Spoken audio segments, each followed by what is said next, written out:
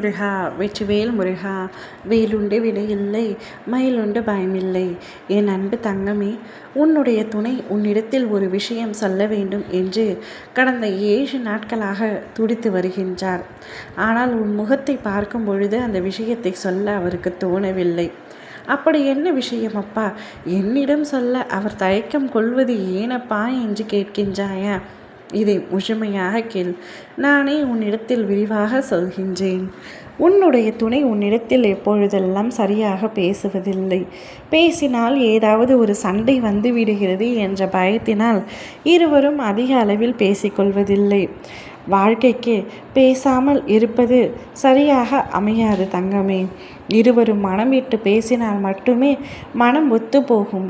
பேசாமல் இருந்தால் பிரிவு என்ற எல்லைக்குள் சென்று விடுவீர்கள்.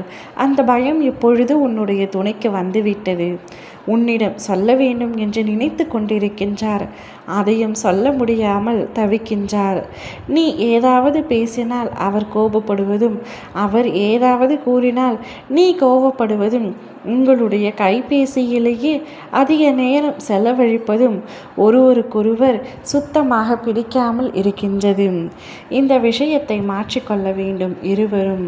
உன்னுடைய துணையே அதற்கு முன்னுதாரணமாக உன்னிடம் வந்து பேச போகின்றார்.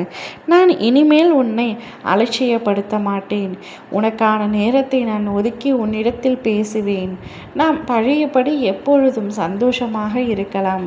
உன்னிடத்தில் பேசாமலும் என்னால் இருக்க முடியவில்லை என்று அவருடைய மனதில் உள்ள அனைத்தையும் உன்னிடத்தில் கொட்டி தீர்க்க வேண்டும் என்று நினைக்கின்றார். ஆனால் ஏதோ ஒன்று அவர் மனதை போட்டு தடுத்து கொண்டிருக்கின்றது. தினமும் உன்னிடத்தில் இதை சொல்லியே ஆக வேண்டும் என்று நினைத்து வருகின்றார். ஆனால் சொல்லாமலேயே சென்று விடுகின்றார்.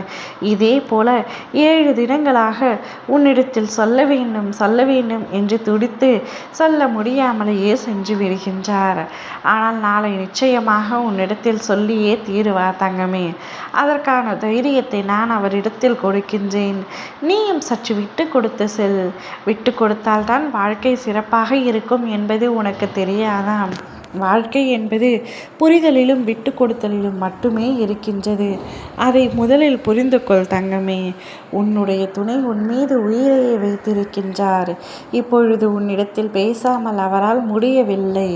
அவராக வந்து உன்னிடத்தில் பேசுவார். அப்பொழுது நீ சற்று அமைதியாக பேசு. கோபப்படாதே. கைபேசியை தூரம் வைத்துவிடு. கைபேசியே இப்பொழுது உங்கள் இருவருக்கும் பிரிவை கொண்டு வந்துள்ளது. கைபேசியை தூரமாக வைத்துவிட்டு நீ அவருடைய வார்த்தைக்கு மதிப்பளித்து அவருடைய சொற்களுக்கு செவிசாய்க்க வேண்டும். அப்பொழுதுதான் உங்கள் இருவருடைய வாழ்க்கையும் சந்தோஷமாக நிம்மதியாக மாறும்.